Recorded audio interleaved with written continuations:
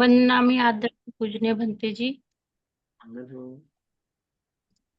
भंते जी, मैं ये पूछना चाहती थी कि जब भी मैं कोई पुण्य करना चाहती हूँ तो उसमें बहुत विघ्न आते हैं, बहुत समय लग जाता है और काफी समय हो जाता है। अवसर तो मिलता है पुण्य करने का, लेकिन बहुत समय के बाद। क्या मैं अपने स्तर पे कुछ ऐसा कर सकती हूँ जो ये विघ्न दूर हो जाए और मैं समय से पुण्य कर पाऊं? कैसा है उपासिका? विघ्न हमेशा ही आएंगे। विघ्न आना ये सामान्य है। जब कोई व्यक्ति पुण्य करना चाहता है तो सुख की और सुख को पाना चाहता है। तो इस कारण से अभी जिस वर्तमान में रह रहे हैं, इसमें बड़ी बाधाएं आती है। तो हमने अपने जीवन में पुण्य के चिंतन को करना चाहिए। कैसा? कि जो जो हमने किया है उसका चिंतन कर लिया, अरे ये पुण्य मैंने कर लिया, ये पुण्य मैंने कर लिया, और उस पुण्य का आनंद ले। उसके बाद में प्रतिदिन मैत्री का अभ्यास कर रहे हैं, तो मैत्री का अभ्यास कर रहे हैं, पुण्य पुण्य का संचय कर रहा है। रहा प्रश्न प्रश्न दान का, तो ये कभी मत सोचिए कि मैं कल को कर लूंगा, कल मेरे पास ज्यादा पैसे रहेंगे या कल मेरे पास ज्यादा कुछ रहेगा। तो आज जितना है देने का भाव जागते ही तत्काल दे देना चाहिए। उसके लिए देरी मत करो। चाहे आज आपके पास 1 ही रुपया हो और आपके मन में देने का भाव जाग जाए, अरे आज मेरे पास 1 रुपया है मैं दे देता हूँ, वैसा जाग जाए, तो कुछ ही अंतराल के बाद ये जो जागने वाली जो विघ्न जितने हैं दान के लिए, विशेष करके आप दान के बारे में पूछ रही होगी, तो दान के लिए जो विघ्न है वो दूर हो जाएंगे। ठीक है? तो तत्काल कर लेने के लिए उसको भगवान ने कहा है कि पुण्य को कैसे करना चाहिए। तो जैसे किसी के सर के ऊपर आग लग जाए तो तत्काल उस आग बुझाने के लिए जिस तरह से कोशिश करता है, उस तरह से जल्द दूर करने की कोशिश करनी चाहिए। ठीक। जी। वंदनामि सोना, भंते जी। सुखी हो। नागपंचमी का रहस्य क्या है, ये क्वेश्चन है। हाँ और हाँ। कब से नागपंचमी स्टार्ट हुआ सेलिब्रेशन? देखो उपासिका, बुद्ध शासन में नागों की पूजा जरूर करी है। नहीं नहीं, नागों की पूजा यानी नागों के प्रति केवल मैत्री करने के लिए बताया गया है। पूजा पाठ आदि कुछ नहीं बता। ठीक है?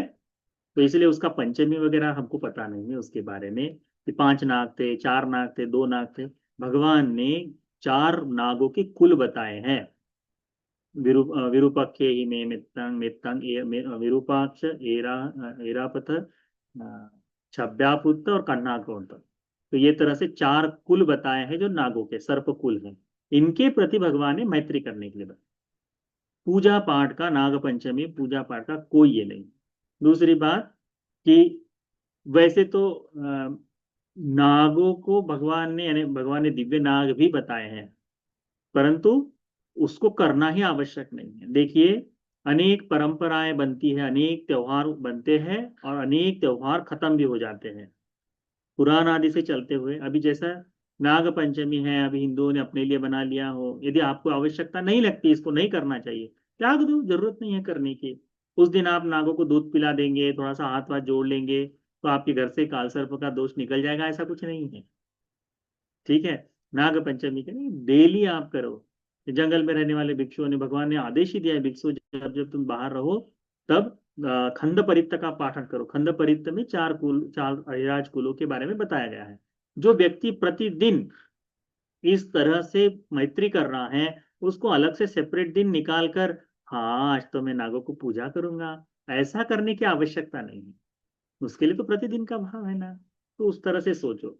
नाग पंचमी के बारे में अब जो अपने अलग अलग लोग जो है, जो ज्ञानी पंडित जो बोलते हैं, वे लोग अलग अलग तरह से बोलते रहेंगे, परंतु उसका अपने व्यक्तिगत धर्म के जीवन में कोई लाभ हो रहा है, कोई हानि हो रही है, मुझे ऐसा कुछ नहीं दिखाई देता। ठीक है? तो आप उसको थोड़ा सा ध्यान में रखें कि आप उसको माने न माने। यदि कहना चाहे तो सारे ही त्योहार जब भी जैसे बुद्धिज्म जो हिंदुओं में मनाए जाते हैं, वो कहीं ना कहीं से लिए गए ही हैं। मूल स्वरूप में इस भारत भूमि में ऐसा कोई त्योहार नहीं था। तो क्या आज उन त्योहारों की अस्तित्व नहीं है? जैसे अंग्रेज थे तब गणेश चतुर्थी का आरंभ हुआ, चतुर्थी तो पहले से थी पर गणेश स्थापना जो थी तब तब से आरंभ हुई, तिलक जी ने की थी करके, उसी तरह से हुआ। दुर्गा पूजा जो थी, दुर्गा पूजा कहाँ? पश्चिम बंगाल में, पहले बहुत छोटे इसमें, पर आज बहुत भव्य विशाल से भाव मनाई जाती है। ठीक है? आज से 10 साल पहले आप लोगों ने कभी खाटू श्याम का नाम नहीं सुना होगा, अब उसका नाम सुनाया जा रहा है ना। तो ये था, पहले में साधु संत लोग एक भिन्न तरह से थे, आज बहुत भिन्न तरह से दिखाई देते हैं। तो ये सांप्रदाय परंपराएं बनती है, बिगड़ती है, चलते रहता है। परंतु इसमें से हमारे धर्म के लिए जो चीजें हैं वो हमें अधिक ध्यान देना चाहिए। नाग पंचमी करो ना करो, उसमें कोई कोई ये नहीं है, करना ही चाहिए ऐसा नहीं है। यदि यदि किसी को लगता है कि हम नागवंशी हैं, तो नागवंश का आरंभ भी शाक्य वंश से हुआ है। तो जो जो लोगों को लगता है कि हम नागवंशी है, उन्होंने कल से अपने आप को क्षत्रिय बताना शुरू कर दो, तो सिंपल सी बात, सही हो जाएगा, है कि नहीं। परंतु हम वो नहीं कर सकते ना, इसीलिए तो उस तरह से चिंतन करो कि क्या है करके, ठीक है। इसका कहीं अच्छा तुमको और कोई बता दे, पूरा हिस्ट्री हिस्ट्री बता दे, तो हमको बता देना। भगवान के समय में नाग लोग बहुत भगवान के प्रति विनम्र थे, इसीलिए बुद्ध शासन में बहुत अलग अलग जगह पर नाग लोग, यानी उसका एक सिंपल सा एक कथा आती है कि कोई एक नाग भगवान के धर्म को सुनकर उसके मन में भाव जाग गया था कि मैंने भिक्षु बनकर धर्म का यापन करना चाहिए। तो कुछ समय बाद भिक्षु बनने के बाद उसके सही स्वभाव का पता चल गया कि वह नाग है करके। तो भगवान ने उसको कहा कि देखो, भिक्षु जीवन जो है केवल मनुष्यों के लिए है, ये यही लोग इसका पालन पूर्ण कर सकते हैं। नागों के लिए तिरच्छान में ही आता है, चाहे दिव्य नाग क्यों ना हो। तो दिव्यलोक में भी आए तब भी प्रवज्जा उनके लिए नहीं है। तो आप लोग केवल एक काम कर सकते हैं, जितना पुण्य का संचय कर सकते हैं उतना पुण्य का संचय करो। तो पुण्य का संचय करने के लिए इस लोक में बुद्ध शासन से अधिक दूसरा कुछ भी नहीं है, इससे श्रेष्ठ पुण्य कहीं नहीं हो सकता। तो ये नाग लोगों को पता था, इसीलिए नाग लोग जो है वो क्या करते थे कि बुद्ध अस्थिया हो जाए, भिक्षु हो जाए, इनके सेवा में, इनके सानिध्य में, इनकी सुरक्षा में सन्नद्ध रहा करते थे। फिर कालावश लोगों ने कहना शुरू कर दिया कि हाँ, ये नाग तो बड़ा सहायक है, बड़ी मदद करने वाला है, इसीलिए फिर उसकी पूजा शुरू करनी कर दी। आरंभ कहाँ से हुआ और कहाँ तक लेके गए उसको उस तरह से जानो तो ठीक रहेगा, ठीक है।